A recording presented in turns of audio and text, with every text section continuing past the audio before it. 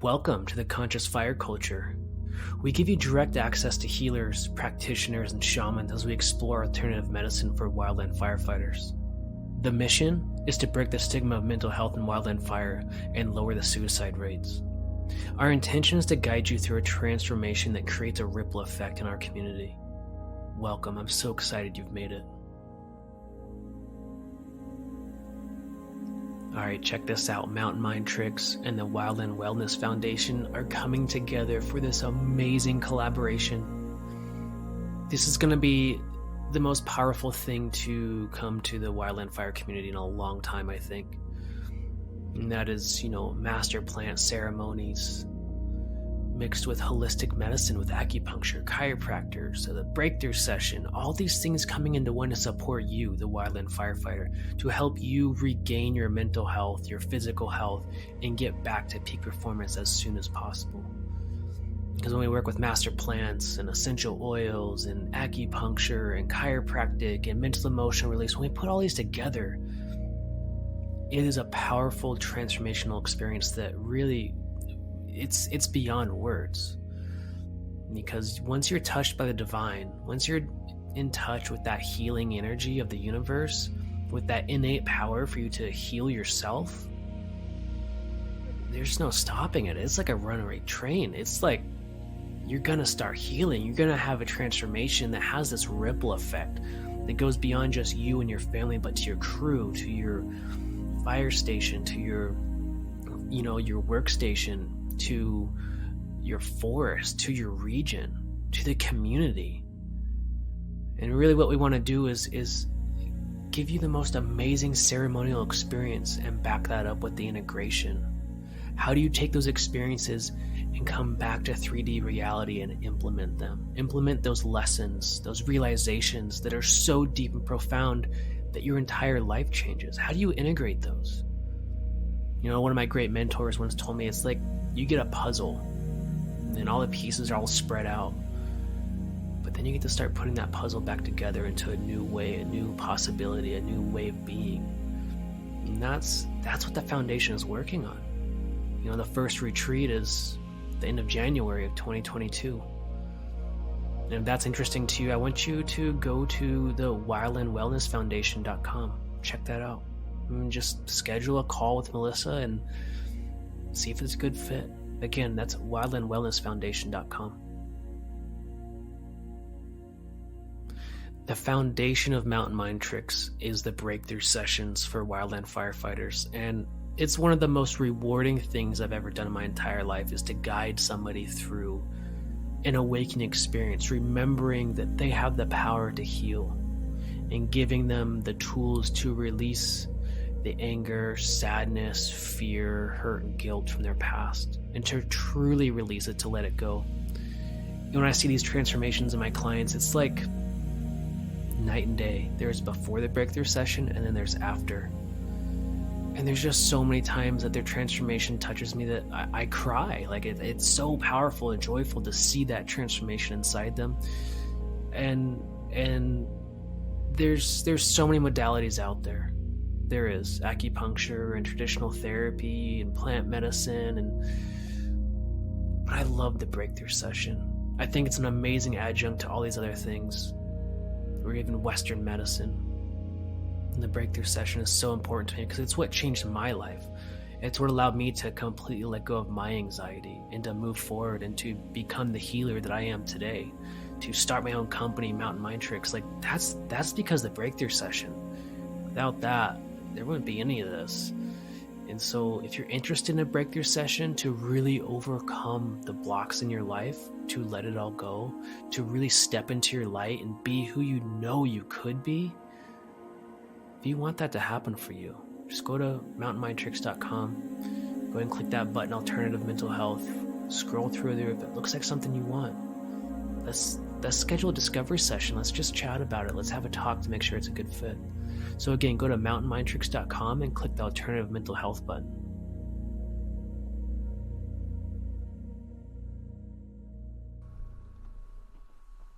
Welcome, everybody, to the Conscious Fire Culture podcast.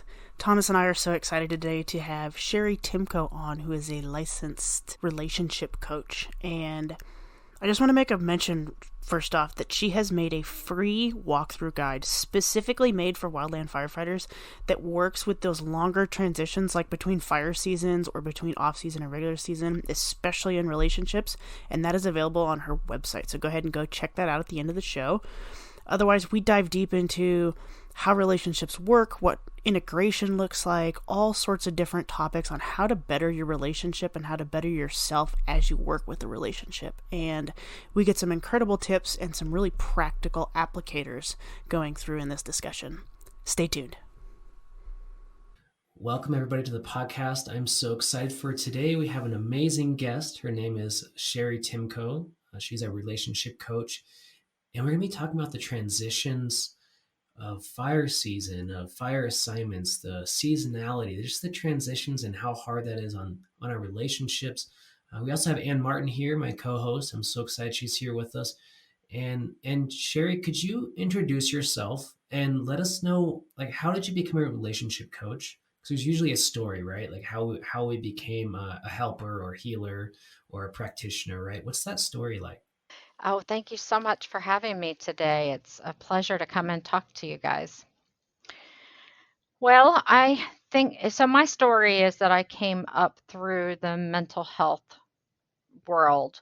I've been a psychotherapist for 20 years, and prior to that, I worked in a bunch of different mental health environments.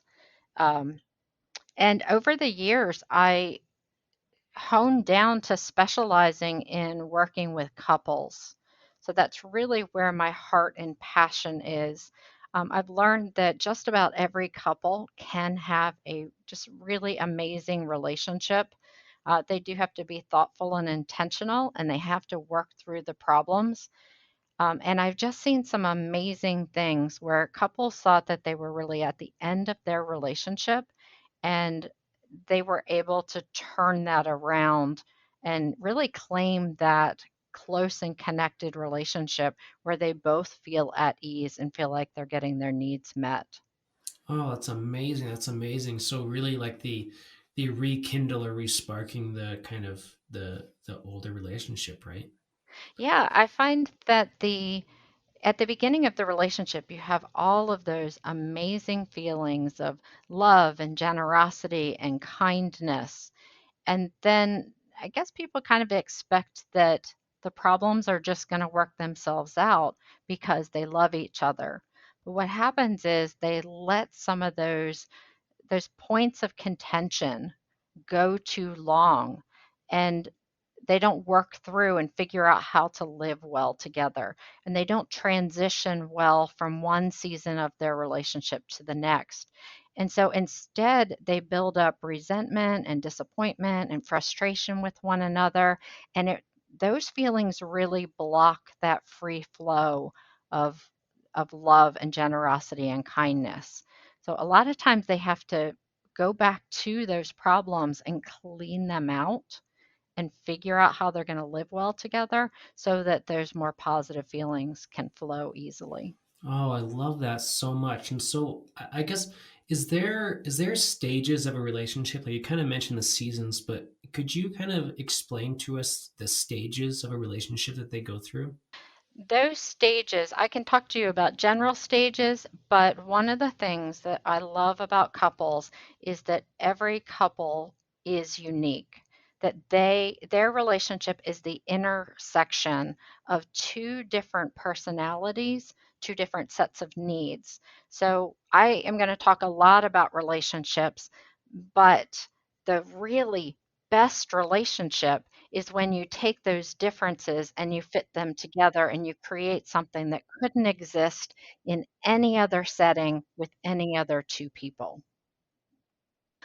In the beginning, there is a whole chemical cocktail that's going on in your brain that allows you to look at your partner and see the best in them and really minimize any of the red flags or things that don't really work well together. And during that initial stage, you're really laying the foundation of the relationship. And not that that can't be changed or worked on, but you're laying the foundation, and you either have a good foundation or the relationship falls apart when that chemical cocktail starts to settle down. So then you go into a stage of really committing to each other, where you make the decision that this is the person that you want to go forward with. For many couples, that's engagement and marriage. There's lots of more informal ways that couples make that decision. Most couples then have a time period when they can figure out how to live well together, where they work out the kinks and they figure out how they're going to work through problems and clean up things when it goes poorly, where they figure out how they're going to feel connected with each other on a day-to-day basis. And then typically they will turn their attention elsewhere. That might be to kids or into their career more, but other things start to take a bigger priority in their time and attention and their energy, and they want that relationship to kind of run seamlessly in the background while being able to work on other things. And then they get to the point where they're wrapping up those things, and some couples turn back towards each other, and some couples kind of move on to volunteer or retirement activities. So those are the stages. I really appreciate the concept of really connecting with another person with your own unique values and your own unique decisions and your own unique like way of living, and being able to be so whole in yourself and understand where you come from, and then being able to match that with someone else and the connection that can kind of come out of it. And that's some of the language we can use when like the relationship's really going great and really going in a happy direction. But I want to kind of get Cheri's thought too as well on like what are the first steps when you start recognizing conflict comes up, and what happens when the relationship isn't perfect. As far as signs that things are not going well, like what are those first signs? Now, I come from a world of doing something early is always much, much better. If you see signs that something is not working well, intentionally thinking about how can I shift this when there's a very small problem is so much easier than waiting until things kind of blow up. Oh, I love that. That's such beautiful advice to really get to the problem as soon as possible. And I think we see this. I think one of the best ways I think about this is like on a big crew, like when we have 20 people, it's like when there's little tiny like arguments or things, if we don't actually deal with those, say in June, by October, it's like completely destroyed the whole crew. And I think to elaborate even deeper, like with the spouse, if we don't deal with it soon, it just festers, right? And it just like, I'm guessing it starts to amplify that resentment, that frustration, right? Yeah, exactly. And most couples will wait too long before doing something. The research says that the average couple will wait 6 years after having problems start before they'll actually get some help to deal with those. Here at Mountain Mind Tricks, we value you taking steps to increase your confidence, your peak performance, your leadership, and your resiliency. Our mission is to build safety and protect resources by developing the individual through tested, researched, and successful techniques. See yourself accomplishing everything you want in the future. See yourself in the place that you want to be, making the money you want to make, having successful relationships, being healthy, and being connected with your higher mission and purpose. At Mountain Mind Tricks, we now offer you your choice of practitioner for the sessions that will get you to being who you want to be. We have options available for coaching sessions, breakthrough sessions, fitness and nutrition, and breathwork. Go to mountainmindtricks.com and click on the Alternative Mental Health button. Here you'll have access to providers and information to help you do what you've always wanted to do. Choose your practitioner and schedule a free call to find out if you're a good fit. Get information on how breakthrough sessions work, why coaching can help you reach your goals, what breathwork is and how transformative it can be, and how to take your fitness to the next level. If you're looking to solve problems in your life, become a leader, and operate with peak performance, Mountain Mind Tricks can help you get there. Contact Thomas or Ann if you're interested in a breakthrough session, which can be life-changing and is a proven and successful technique. Again, visit mountainmindtricks.com and click on that alternative mental health button, or browse around and find out some of the other resources we have. Wow. Wow, that's a long time. 6 years. That's amazing. And so what's your advice for kind of, maybe we notice that there's problems. What are some of the first steps to take? The first step to take is, all right, so I go in too many different directions with this question. I think one of the things that's helpful is to think of this with a mindset shift, that you are walking down a path with someone. You're not getting to a destination necessarily, but you're in progress walking down this path throughout the relationship. So this isn't something where you take stock of your relationship and then you say, all right, we're there, we've done it. It's a continual reassessment of where are we and how are we doing, so that there's adjustments along the way. Yeah, that's so important, like the mindset shift. Oh, I love that. And so what's kind of the next step if we shift our mind? Is there like action to take, or like what's kind of the next steps after that? The next thing is the assessing that you do along the way. So just noticing the places where there's kind of a roughness between you, where you rub each other wrong. Now, that isn't a huge sign that things are off track, but that is a sign that there is a place or a way that you're interacting that doesn't work really well for both of you. So then you can take a look at that situation and say, well, is there something that either of us could do differently that would make that work more smoothly? And sometimes that's just a minor adjustment, and sometimes you need to make much bigger adjustments. But asking that question is really the crux of being open to doing something different. Oh, I love that. And of course, we have to actually make the adjustment in the relationship, right? To actually listen to our partners and truly feel and listen and then do the action, right? Yes, in an ideal world, but I would also give you just the tiniest bit of pushback that sometimes we decide that that is something that we can live with. And that is still a decision that's really important. And sometimes we say, that rubs me wrong, but that's not something that I care about that much that I'm going to do something different. And as long as your partner is also on board about that, it's okay to say we hit a rough spot here. Now, I'll give you an example. Um, when my husband and I travel, we usually have an argument either before we get in the car or right after we get in the car. In fact, driving up the road away from our house, I just have this montage of memories of remembering driving up that road and being in some sort of a tiff with each other. Now, I have tried to change that little interaction, but what I know is that is the culmination of the stress of getting ready to go on vacation.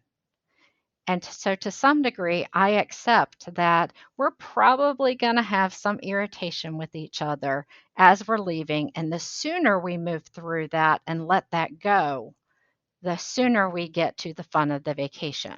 So I try that by the end of that road, I'm like, okay, that was just us being frustrated with each other. It's stressful, and we let that go. Yeah. Oh, I love this. So I wanted to ask you one more question. One of the questions I'm kind of just hearing percolating here is sometimes these problems are actually an opportunity for growth, right? It's an opportunity to grow together, and I would love to get your thought on that. Everything is an opportunity for growth. And the more that you embrace that in life, the easier your life is going to be. And you can see it as an opportunity for growth and pick up that opportunity and work on it, or you can ignore those opportunities for growth and they will pile up and culminate, and then you'll have a crisis, and then you can do the growth. I personally prefer to do things a little bit more proactively, but I also know that sometimes we just have to wait for a crisis because that's what motivates us to do that growth.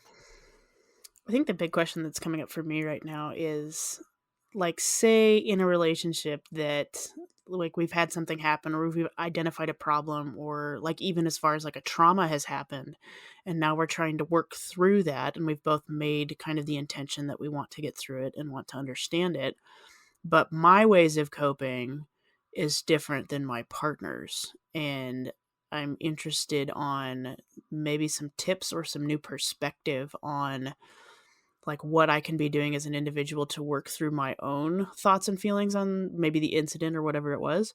And then like what happens, how do I communicate with my partner because their coping is different, or because they aren't willing to participate in the same like healing as I am? There are two types of traumas in relationships. One are traumas that happen between them, and then the other are traumas that happen outside, like to one of them that they're coping with, and the other is a support person. It is much easier on the relationship when it is a trauma that happens to one of them outside the relationship, because the other person has the luxury of being the support. The harder ones are when there's a trauma between them, such as an affair, breach of trust, not being there for one another, those kinds of things. I guess I would just start off by saying that you're not supposed to work through things the same way. And in fact, if people worked through things exactly the same way, they would be at the same spot at the same time. And that means that maybe they would both need support in the same way at the same time, and the other person couldn't be a support to them. So it's actually good that couples don't work through problems exactly the same way. Some tips for that is to really identify who's the one who needs the help at that moment. Because if one partner just had a trauma, they are the highest priority in needing support. Now, that also has to shift at some point, because the person who's offering support is probably going to need support at a different time so that they get what they needed out of that situation. Oh, that's so beautiful and so true. I love that perspective of it's really important that we're not on the same path together at this same exact time, I guess. Yeah, that's such a beautiful perspective. Thank you.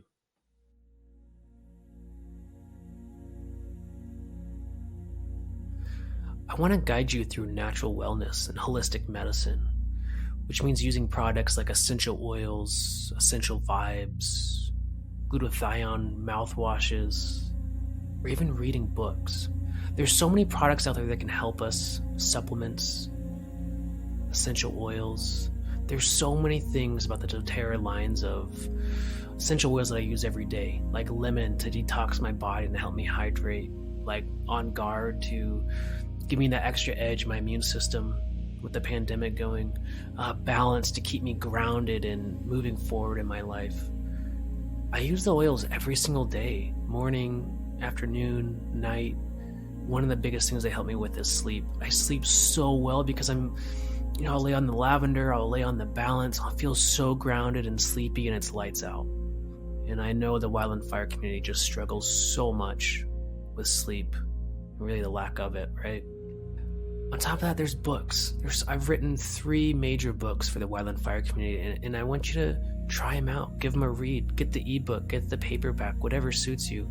But there's Overcome Anxiety Like a Hero, really teaches you how to get into a flow state. Awakened by Heart Fire is really the spiritual aspects of Wildland Fire and The Heartfire Anthology, the guided meditations, the Heartfire method will completely change your life. And of course, 6 Minutes for Excellence. That is a guidebook for wildland firefighter excellence, peak performance, mindset, all those things. So go to mountainmindtricks.com, check out the store, check out essential oils, essential vibes, go to the publishing tab, check out the books. Natural wellness is all about taking one step today that makes us 1% better. 1% better today, 1% better tomorrow, and 1% better the next day and the next day. One little habit adds up to moving an entire mountain with our health. That's what I want to guide you through. The essential oils, essential vibes, books, supplements, whatever you need, I'm here for you. So just go ahead and go to mountainmindtricks.com and click on the shop and go to essential oils, essential vibes, or go to the publishing tab and check out the books we've got. I think we imagine being in lockstep with our partner as we go through things. But if you were, you would both be in crisis at exactly the same time, and neither one of you would have anything to offer the other. So I think of it more like one offering support and then the other offering support as they both go through and process things. Wow. Oh, there's so much here to go into, but I want to move a little bit to like the transitions of our wildland fire community. They're gone for 2 weeks, they're home for 3 days, gone for 2 weeks, like for 6 months, and then they transition home to being laid off. So there's like so many, it's such a different dynamic because of the transitions are so much bigger and so much more often, if that makes sense. And so how can our wildland firefighters have a successful transition into the relationship when they get home? First off, I want to say that this is a problem that every couple has, and it's very, very rare that I meet a couple who is intentional and even thinks about these transitions. So it may be that your community does better with these because they can't ignore them. They happen and they're really powerful, and they have to have a plan or deal with it. Now, that being said, most couples don't have good plans for their transitions, and so those transitions can really rock the relationship. Yeah, it's so true. And I think, for at least from my experience in the relationships, that I went through a couple relationships after 15 years in fire, until I met my wife. And it seems like the end of the season transition, like the big one from being gone all the time to being home all the time, it was I think it was so hard because, me as the wildland firefighter is like, oh, they don't understand what I'm going through. Like I have to be on the couch for the next 2 weeks because like my body's done. You know what I mean? It's like there's like maybe a judgment of we need to rest. And then it's also like a judgment of the other partner, right? I feel like judgment may be part of the problem, at least in my past. I would love to hear your thoughts on that, like kind of the judgment of the transition, right? It makes sense that you would have the hardest transition at returning after the season. What happens at that moment is that both of you come together exhausted. You've both been doing this full-time job that's all encompassing. And there's this illusion that the other person is going to come back. You're going to come back together. And the other person is going to have energy so that you can rest. And so you come to that transition with really unrealistic expectations about what's going to happen. Mm, yeah, it's so true because it's like what's coming up for me is like, okay, I'm home from fire season and now I have all the chores around the house to do, the honey-do list of building stuff or doing all this physical stuff. And it's like, wait a minute, that's the last thing. Like I literally can't do that right now for like the next month, right? Because I have to do this rest recovery kind of self-care thing after fire season. And so that was really hard to come home to that. So I think you're 100% right. And of course, the other partner is wanting that rest from doing all the chores for the last 6 months, right? And taking care of everything around the house. And so that's really insightful. All right, so when we're talking about transitions, you have the transition apart, you have the time apart, and you have the transition together. When you're transitioning apart, a lot of couples will get into arguments as they're getting ready to separate, or they will go into almost a cold mode where they're like disconnecting before they're actually physically separated. Mm. So things that you can put in that spot are things such as specifically talking about expectations about when you're separated, both what needs to be handled by the partner who stays behind, and what are the expectations about what the separation is going to look like. I was thinking about this as the minimal interaction that the partner can expect while they're separated. So intentionally talking about those and having some rituals around how you say goodbye. Now, for many couples, this would be having some relaxed and fun time together where they remember why they're a couple. That's so beautiful. For others, this can be like how we say goodbye, like a real moment of saying goodbye, saying I love you, making eye contact, having some physical affection, and having that be like kind of our thing that we do as we separate. I think transitions are like inevitable, but always very difficult. So I think sometimes, I know when I leave my family in the beginning of a fire season, like it's a little bit heartfelt. Like, yeah, I'm really going to miss you. And you try and solidify the good stuff. But it's almost like a little bit of guilt maybe that kind of comes up of now I think I'm leaving somebody behind. Like I really care about what I do and I really care about the value that I bring to my work and I love my work. But then still having that concept of I wish I could be in two places at once and understanding the emotions that kind of come with having value in the relationship and having value in my work. And that connection gets strained pretty quickly because you start missing the person at home and you start missing your work when you're not there. And it's that like really big internal battle of who am I between a relationship and my job or between two things that I love, and how do I like really be okay with doing both things and having a really independent person and being connected with both things at the same time. Yeah, that's a great dance between the individual person and the couplehood. The more you can give voice to that and just be honest about that struggle, the easier it is for your partner to kind of relax and know that you are struggling between those two things and that that is part of the connection between the two of you. Now, once you're separated, this is where there's lots of opportunity for you to for your personality to dictate what are the things that keep you guys connected while you're apart. For instance, for some couples, that's going to be a random text, or for other couples, that's going to be much more solidified, like send me some pictures of what the day was like so that I know what was happening for you. But that there would be some expectation that you could both fall back on as that minimum amount of contact that you're going to have as much as is possible in the changing circumstances of being out in the wildland and fires and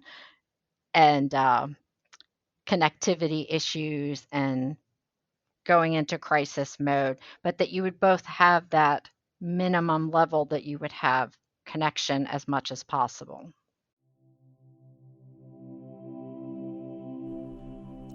Check this out. Mountain Mind Tricks and the Wildland Wellness Foundation are coming together for an amazing collaboration. We're creating a recurring, powerful retreat that combines master plant ceremony, spiritual connection, holistic medicine, acupuncture, breakthrough sessions, and integration. There will be compelling human connection and resources to give you peak performance, resiliency, and the tools to become a leader. All of these things coming together to support you, the Wildland firefighter, to help you regain your mental health, your physical health, and your peak performance. When you combine these powerful modalities, it will create a transformational experience that is beyond words. Once you connect with the incredible source of healing energy in the universe, you can use the innate power to heal yourself. You're going to start healing. You're going to have a transformation that has a ripple effect that goes beyond just you. You can affect, inspire, and connect with your family, your crew, your station, your region, and even to the community. Our intention is to give you the most incredible ceremonial experience and combine that with integration. We will help you take those experiences and implement the lessons and realizations that are so deep and profound that your entire life changes. One of my mentors taught me that when you experience an event, you're given a puzzle. And when you try and learn and integrate that experience, you get to take the pieces that have been spread across your life and you get to put them back together in a new way and create new possibilities. Mountain Mind Tricks and the Wildland Wellness Foundation are creating this for you. The next retreat is in June of 2022. If this is something that interests you, go to wildlandwellnessfoundation.com and schedule a call with Melissa to see if this is an experience that can help you thrive. We've also uploaded a few episodes about the January retreat on this podcast, so check out our episode list and get a detailed journey of what's possible. Again, go to wildlandwellnessfoundation.com to learn more and to step into possibility.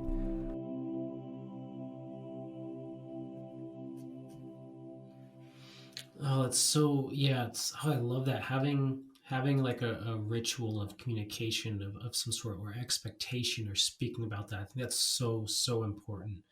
And so I wanted to ask you, it's a little bit off topic, but like the idea of love languages, I think like we've all talked about that or heard of it, but I would love to get your take on love languages of when we're together, but also maybe when we're apart. How did those change? Well, the love languages don't change, but the behaviors might.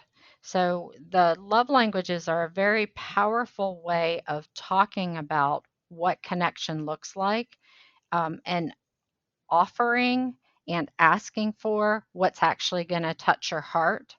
But equally important is recognizing that when your partner is talking in their love language, they're trying to tell you that they love you. Mm, If your love language is words and your partner's love language is um, gifts, they may give you a gift that doesn't touch your heart, but they are trying to tell you in a heartfelt way that they really love you. So giving them some credit for that. mm. Oh, that's so beautiful. And so that's such an interesting word, credit, because I think that shows up in some relationships of like, oh, you get credit for the dishes, you get credit for doing this or that. Like, is that something you talk about? Is like the credit system or earning points? You know what I mean? Does this ever show up for your clients? It does. And this is where language fails to really encapsulate what's happening because this isn't a tally sheet, but it is a generous giving towards each other. But our language doesn't talk about it that way. Our language talks about like a love bank. So when you're doing something kind to your partner, you're making a deposit into that love bank. And when you have a negative interaction, you're making a withdrawal from that. But that's all about points and keeping track and how much you give versus how much I give. And the reality is that what we give needs to come from a place of generosity, even if we don't feel in sync, even if we're struggling in that relationship. And that often we have to give far more than what feels fair at that moment. Mm. Oh, that's so beautiful. I love this so much. So I want to shift gears a little bit to communication tools and get your thoughts on, like for me personally, like my whole career now is communication and speaking and working with clients through language, but I still struggle with communication with my wife. Like it's so interesting. Like I talk all day at work, but then when I get home, it's like, oh man, like talking and speaking and communication, like it's still a struggle in the relationship. I mean, we get better and we talk about it, but how do we actually communicate with our partners? Like, I would love to hear that from you. This problem of communication is a problem that everybody has. And I'll tell you, there's a really good reason why we have trouble with it. I also teach communication skills. I use very skillful language when I'm helping a couple communicate with each other. And then I'll go home and say something that rubs my husband the wrong way. And I'll know that I didn't use the best language that I could. But there's a really good reason why this happens. When we're with our partners, most of the time we are relaxed. And we should be relaxed with our partners. That's what we want. That's why we have that relationship with them. But when we are relaxed, we are not monitoring every word that we say and how we say it. So we're almost set up to have communication problems just because we are doing what a relationship allows us to do, and that's to be relaxed around each other.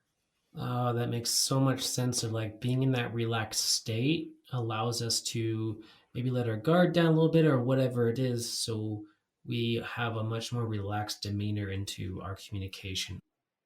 That really fires up a question in me of like when you are so relaxed, like what communication is coming out, what your unconscious is trying to speak of. Is it something where you're kind of tired at the end of the day and you're not really thinking clearly or putting together sentences, so it's just kind of gibberish that's coming out that might, rub somebody the wrong way that wasn't your intention?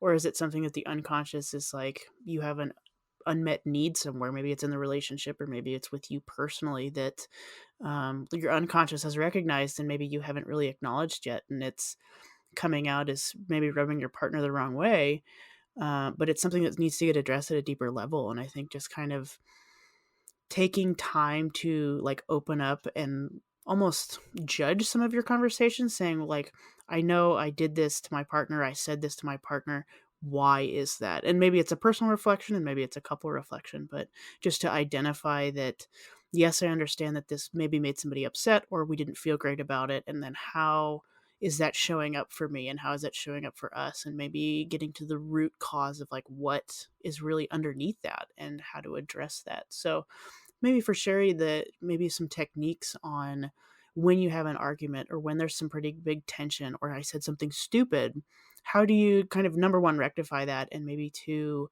like really internally kind of come forward with more thoughtful communication? And I'm really going to think about what you just said because I have a little bit more maybe optimistic telling of that story of when we rub each other wrong. But I think there may be something to what you're saying that I'm going to need to think about some more. So I thank you for sharing that. I think that for the most part, when couples are relaxed, they actually have half conversations. They will jump into a thought that they were in the middle of, and they will expect their partner to have been on that mental journey with them. So they say something, and their partner is like, I don't know what you're talking about, or that rubbed me wrong because I wasn't following your logic. So, one of the things that I say to couples all the time is stop having half conversations. If your partner just reacted to you poorly, that's a time for you to stop. Think about what you just said. Did it communicate what you meant it to say? Was there other stuff that wasn't said that they need to hear in order to understand what you just said to them? Oh, I love that. The half conversation. That makes so much sense of, our wheels are spinning, during dinner or whatever it is throughout the day. We're kind of unpacking everything. And it's like we're just going a million miles an hour from one thought to the next and not sharing. It's almost like when we, do a math problem but don't show the work. I guess that's really what's coming up for me is like, wait a minute, how'd you get there? What's happening? I don't understand is Right. what the partner is going through, and then the other person's like, but the answer is right here. So that's so interesting. I love this. Showing our work. For me, that's the way I think of it. That's so interesting. Yeah. So, in terms of tips that you can use, the first would be that if you see a reaction on your partner's face, that means that something hit them poorly. Now, that may not mean that you said something, it may be something that's happening with them, but taking a deep breath and pausing and saying, what just happened for me? What's happening for them gives you the opportunity to respond to them in a thoughtful way. Another tip would be to really keep conflict conversations from just springing up out of nowhere. If you have something and it's bothering you, talking about that when it makes sense to talk about that is setting yourself up for success. So, for example, lots of couples love to touch base on things right before bed. As long as they're not real intense things, that can be a wonderful time to connect and kind of catch each other up. But lots of couples will hit on something that they don't agree about, and then they'll get locked into that and they will spend an hour or 2 hours and cut into their sleep time. And those conversations almost never come to a good resolution. You're just prolonging something that really needs to be thoughtfully talked about at a time when you both can bring your best self to that conversation. Yeah, that's so true. That's definitely happened in my relationships, and that's so powerful. Is like setting a time to talk about something more serious. I love that. That's so beautiful. What are some other communication tools we can use to really set boundaries? Because I think boundaries come up in relationships, right? And how do we sometimes set a boundary with our partner? So, which kind of boundaries are you talking about? Boundaries between you guys and the outside world, boundaries about how you talk about things, boundaries about how you live life together. Yeah, I guess maybe it's more about like personal values and like how do those come together to like the boundary of how we execute our relationship together, do we live together. And I think like you said, there's so many more categories to this, but I think that's kind of like a big one, like maybe disciplining the child, like that makes the values come up, right? And it's like how do we communicate those boundaries and values with each other? So, boundaries when you guys have different values. Um, First of all, you're supposed to have slightly different values. You're not supposed to look at the world exactly the same. Second of all, what your partner brings to that conversation is to help broaden how you look at that issue. So they're going to bring something different so that you can understand this more deeply than you could if you were looking at this by yourself. They're your ally. They're not working against you. Bringing a separate perspective is so that you can both come to a better decision together. I love that. So then setting boundaries around that, you do have to know what you're going to be okay living with and what you can't. And being able to say that to your partner without judging them as wrong, but saying, these are my boundaries. This is what I can live with. What can you live with? And where is the overlap in that? That's really that sweet spot of making sure both person's needs are met in the situation. But you can't just focus on your own boundaries and your own needs. You have to think about this as we both need our needs met in this situation. Right, right. Oh, that's so great. And so I guess I want to get your take on almost like the relationship is a separate entity, as in it's like it's actually something to work on together, right? Like in and I guess what I'm trying to get at is to me it's almost like a third consciousness is the relationship. And I want to get your thought on this. I think about it like two overlapping circles. Mm, So you've got yourself, you've got your partner, and then you've got the overlap of those two. And that's where the relationship lies. And for some couples, they are almost all overlapping, and other couples are almost overlapping just this tiny little sliver. And that can work really well as long as both partners can find that comfort and safety in that structure. I guess the other piece of this too is when we talk about communication and the transition rituals and like lengthening or really having a functional, healthy relationship for long term, I think, of course, we have to talk about sexuality or intercourse or like intimacy, right? But how do we keep the like how does the partners keep each other like mentally stimulated in that, right? Like keeping the intimacy fiery and the spark and all those things. Like, what do you recommend couples for that? I almost think that these lengthy separations might make it easier for couples not to fall into a rut the same way that couples who don't have these lengthy separations do. Their biggest challenge is going to be how to get back in sync with each other so that they feel connected, so that the partner who needs that connection before they can be intimate has that moving forward. So, just being very intentional about how do we feel connected and doing those things so that we can get back to that intimate kind of cycle where one partner usually needs to feel connected to have sex, the other usually feels connected by having sex. So then that starts this positive feedback loop of I feel connected, so I want to have sex with you. I just had sex with you, so now I feel like doing the things that make us feel connected. I think I just kind of wanted to dive in and maybe get some other examples of just like other really good ways that people tend to want connection from, because obviously there's a physical factor and kind of an emotional factor, but from maybe what you've seen out of examples from your clients or beneficial things you've seen in your own relationship of how to really increase connection like on a more spiritual and mental level. How do you really be there for your partner in a really mentally intimate connection? Those deepest connections are the ones that touch your partner's heart. So we can go back to the five love languages.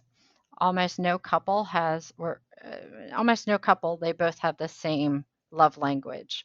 So when you're thinking about really feeling connected to your partner, you're talking about acting in your partner's love language.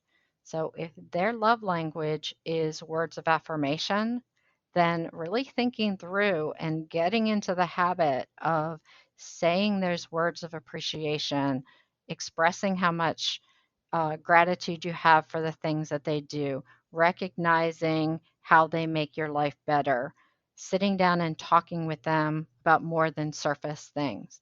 And that for each of the love languages, there's going to be a list of things that are going to help open up that connection and make that flow much more seamlessly.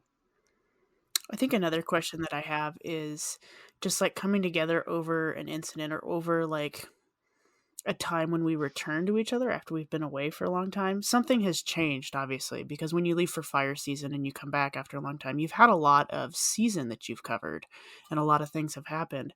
So I wanted to get into kind of like either something bad has happened or something good has happened. I've been to a retreat in my life where I have had something really good, or something has happened to me outside of the relationship where my mind has changed for the better. And I feel almost like I'm a different person because I have had a new perspective almost like installed into my conscious, where I feel this way about these things now, and trying to communicate that to my partner and really trying to integrate, like it's almost like we're doing life a little bit differently now because I feel different, and how to connect with each other on a brand new level. Is that almost like starting the relationship in a new way, or is there a better way to kind of integrate new feelings? I think about this as being on that path, and one of you takes a couple steps ahead of the other. And just to give some, s- uh, this is something that feels uncomfortable for everybody, and it can cause a lot of distress when you realize that you've just stepped into this new space and your partner's not ready to step there with you. So part of that is understanding that in the normal cycle of relationships, there's always going to be one who is growing a little bit faster or one who's lagging behind a little bit. And so the more that you can bring your partner along on that journey where you share that growth as it's happening, the more you can understand that they're lagging behind a little bit, and that doesn't mean that you've outgrown them, that means that they haven't quite caught up, the more you can kind of relax into that, knowing that's kind of a normal part of a relationship. So the last couple of years, I had to quit coffee because coffee was like this liquid shot of anxiety for me. Like my heart would race. I could focus intently, but only for a couple hours, and I would crash super hard. And my sleep was so off. I mean, I would be wandering the universe until, I don't know, 3 in the morning before I finally got to sleep. And then I had to get back at it at 6 or 7 in the morning. And I was groggy, I was tired. It just wasn't working for me. It's not that I was mad at coffee, I was just really disappointed. And so I ended up quitting coffee. And I've been searching for an alternative for a long time. And that's when I came across mud water. Mud water is this amazing, amazing tea. It's got masala chai in it, it's got cacao, lion's mane, cordyceps, chaga, reishi, cinnamon, turmeric, and Himalayan sea salt. And what's so amazing is that you feel the same energy, that same burst that you get from coffee, but it sustains all day. There's no crash, there's no headache, there's no dehydration. It's just this beautiful experience. And so yeah, I'm gonna say it, fuck your coffee. You gotta switch over to mud water because mud water will change your life. There's immune boosting properties, helps you focus with the lion's mane. There's 1/7 of the caffeine compared to coffee, and so there's no jitters, there's no anxiety. It's just this beautiful experience with beautiful plants. So fuck your coffee.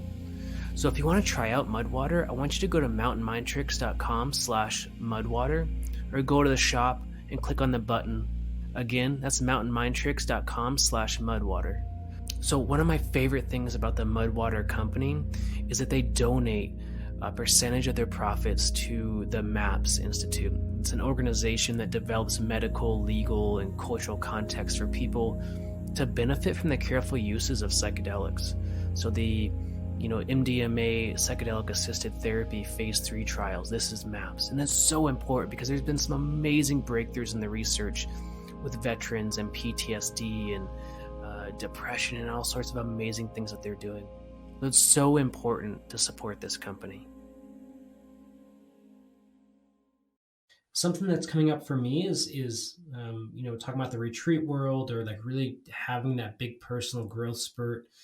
I'm curious about what happens when there's one partner knows the other really needs help. Like maybe they're really suffering with depression or something kind of serious mental health wise.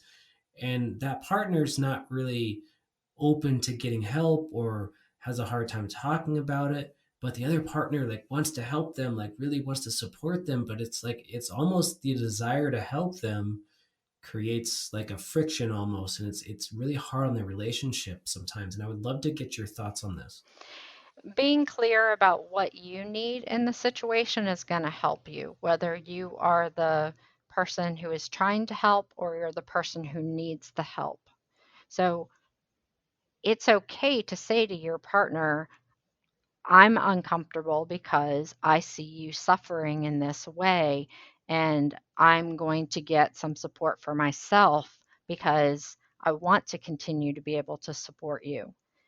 It's also okay for the person who needs the support to say, I need some space. I need to process this in my own way.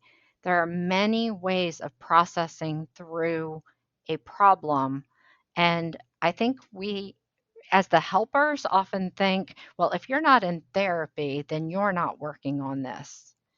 And I think there's a lot of other ways that when we give people some space to work through things, they can. Now, that doesn't mean that they can not work through it, but at least recognizing the ways that they're trying to work through it. Yeah. And what about there's a partner that's really suffering like that, but they're not really willing to work on it? Oh, yes, this is probably one of the more frustrating things. And as the helper, it is so frustrating to be watching your partner who's essentially saying, I'm going to suffer and I'm okay suffering because I can't see anything else. Yeah. So being supportive, making sure that you get the support that you need, having those boundaries. Okay, you don't want to get therapy. You don't want to work on this with someone from your company. You don't want to talk with a supportive friend. That's fine. I still need you to show up for me in these ways. I still need you to be part of the family in these ways. You have space to work on this, but you still have to show up. You still have to be part. Mm, yeah, I think that's so beautiful. That boundary is really, really important. Oh wow. So the other question I think that comes up, especially like in kind of a male and female relationship, there's the male sometimes, and of course I've done this so many times in my life until I learned, but it's like when the woman is speaking about her day or sharing, it's like you just want to fix it, right? Like, but that's not really listening when we just want to fix, like give the solution. And so is there any tips or advice you have for people that are struggling with that, like fixing versus really actually listening to their partner? So I'm going to answer this, but I'm sitting here laughing a little bit because I've had this conversation recently with my husband where I'm like, stop offering me solutions, just be supportive. Here's what I would tell your listeners. You guys are working too hard if you are trying to solve the problem for the other person. Like you're working much, much harder than you need to. And if you learn a few statements of support, you actually can settle down and know that they're going to solve this problem. And all you have to do is show up and be there with them. So some having, I don't know, 5 or so statements that you can pull out at that time, such as, man, that really sucks. I'm sorry you had to go through that. Like that's what a supportive statement sounds like. And you actually don't have to come up with a list of things to solve it. And how, I think just listening to the partner, like that is so profound to just have somebody to listen to, right? And I think it's so important. Yeah, so much of change happens because someone was present and heard or witnessed what the other person experienced. And they don't have to do anything more than being present. Oh, I love that so much. I love that so much. And so I think something that really comes up in our community is like the relationship and career balance, because one of the major afflictions for our community is that the job becomes their identity, and it's like a very big thing for them. And I think we compartmentalize kind of the job and life, and it soon becomes our life is the job, right? And so how, like, what's your advice or tips for helping our wildland firefighters balance the relationship and career? Well, I think this is a value-based question. The career is very, very important. The relationship is very, very important. And if you want both of them, you're going to have to invest some time and energy in both of them. Now, it's easier to kind of follow that path of investing in your career, and you can see those rewards as you go.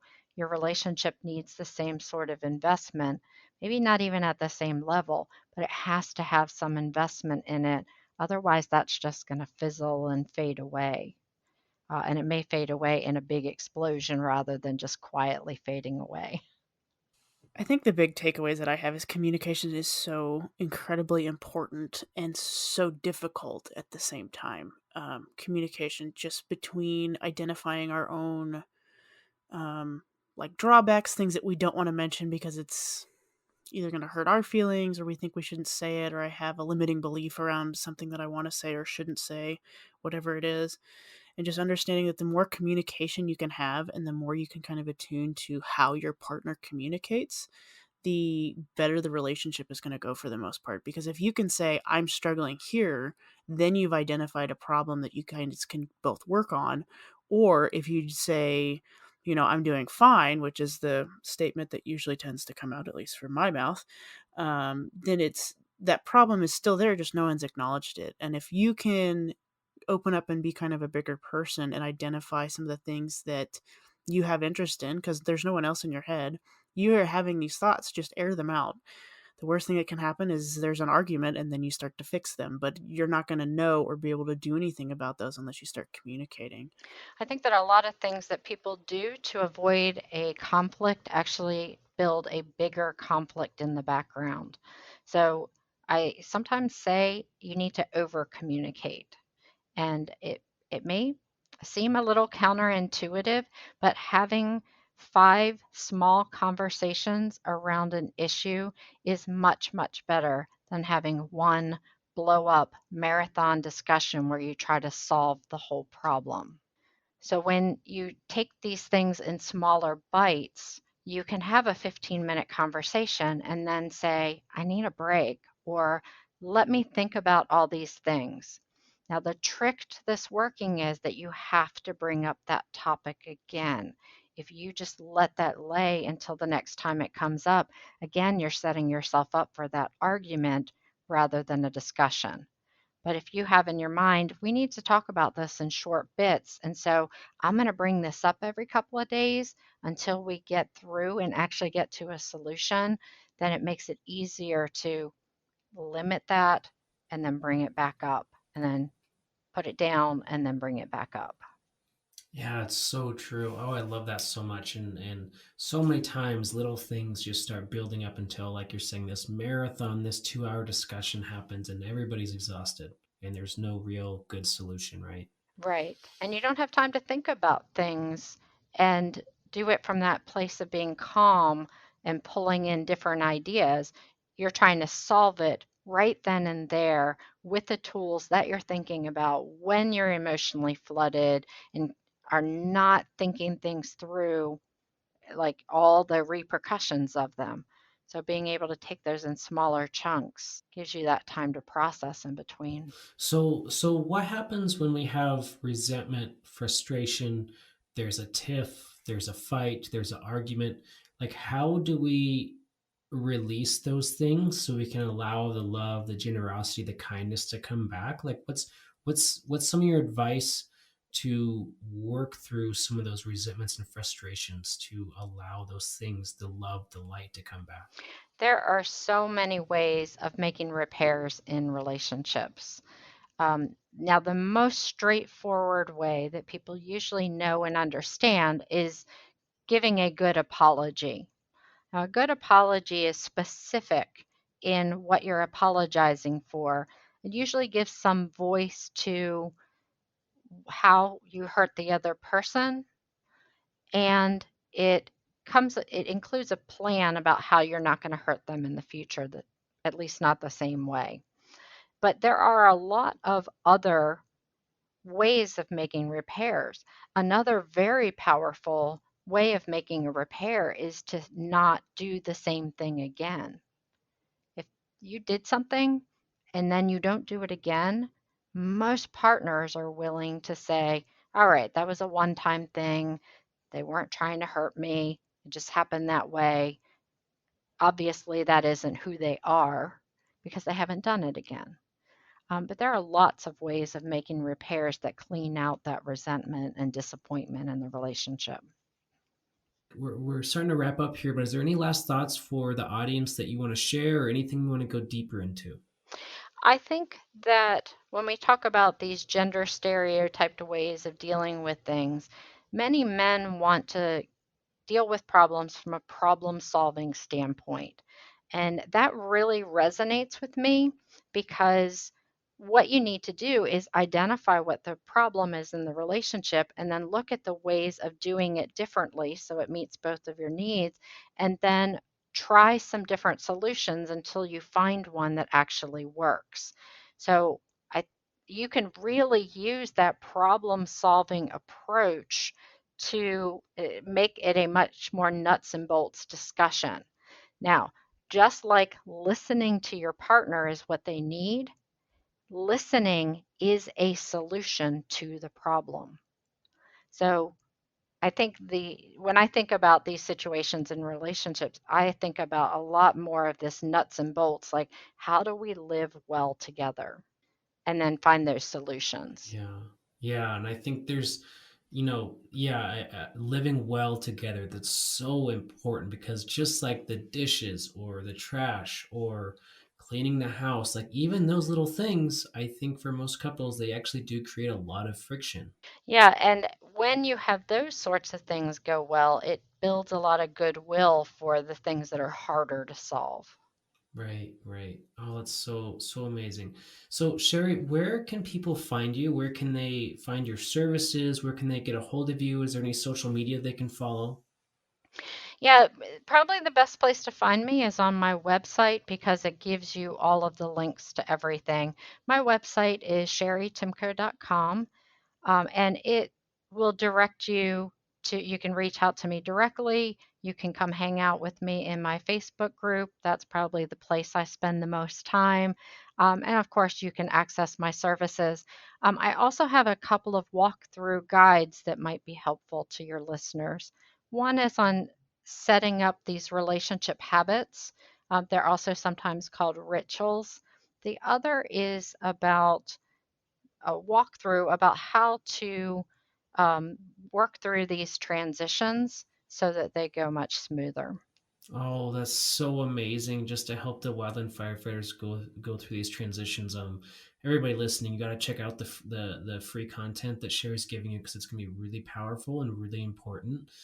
And I think for everybody listening, when we think about the divorce rate in our community, it's over 50%. Think about how many of your fellow coworkers are divorced or going through a divorce or has really hard relationship at home, and it's so wide throughout our community, and it's so important to focus on our family and our relationships. So Sherry, thank you so much for being so insightful and giving us your wisdom. I think a good wrap up is just really kind of harming on communication again, and learning how to communicate with your partner better takes practice, and whether or not that practice feels good or it doesn't feel good, you need to continue to do it, because the more you understand each other, the healthier your relationship will be. And incorporating a lot of these things that Cherry has to offer will also be very beneficial for you. But just keep plugging along with it. We trust you, you're doing well, and good luck. Great insight. For everybody listening, if you're struggling with your partner, please reach out to Sherry. She's here to help you. So thank you so much. It's been my pleasure to talk to you guys. The work that you're doing is so important. So I'm grateful to the work that you're doing, not just with this community, but with the information that you're putting out to the broader world. Thank you so much. And for everybody listening, we'll catch you on the next one.